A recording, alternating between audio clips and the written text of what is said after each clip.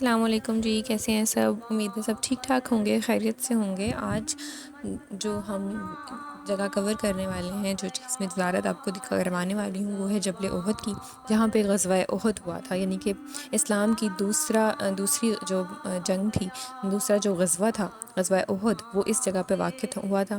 اور یہ پورا جو پہاڑ آپ کو نظر آ رہا ہے، یہ احد پہاڑ ہے۔ اور حضور پاک صلی اللہ علیہ وسلم نے اس کے بارے میں فرمایا کہ احد مجھ سے پیار کرتا ہے، میں احد سے پیار کرتا ہوں۔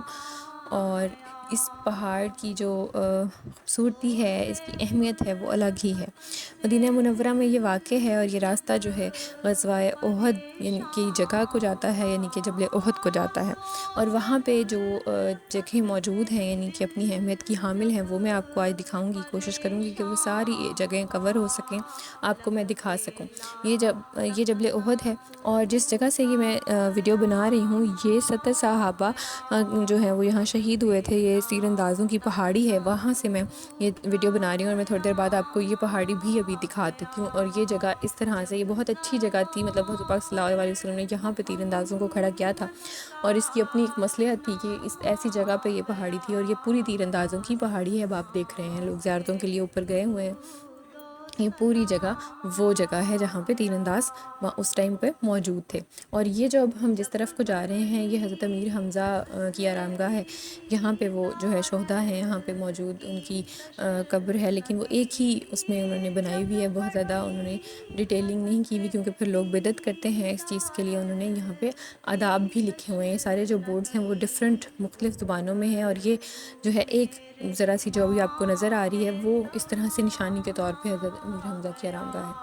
روبرو میرے ماہ تمام آ گیا، جب زباں پر محمد اور کا یہ جو ساری جگہ ہے، یہ اسی طرح سے دوبارہ ہم نام راستے پہ جا رہے ہیں، اور دوبارہ اب میں آپ کو وہ مسجد دکھاؤں گی جس مسجد میں حضور پاک صلی اللہ علیہ وسلم نے ڈیورنگ غزوہ جو ہے وہ نماز ادا کی تھی، نماز ظہر ادا کی گئی تھی۔ اس ٹائم پہ اسے مسجد فسح کہتے ہیں۔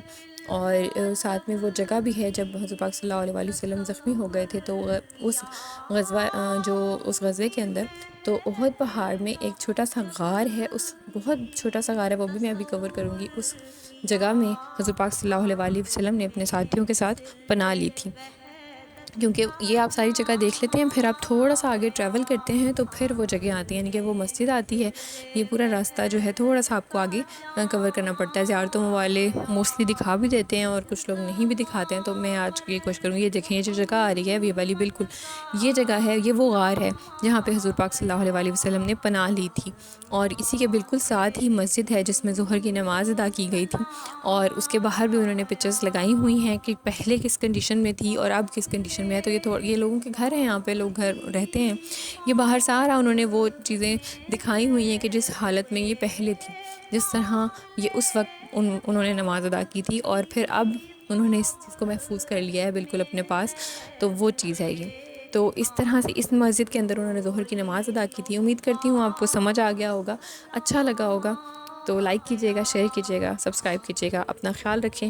اللہ حافظ۔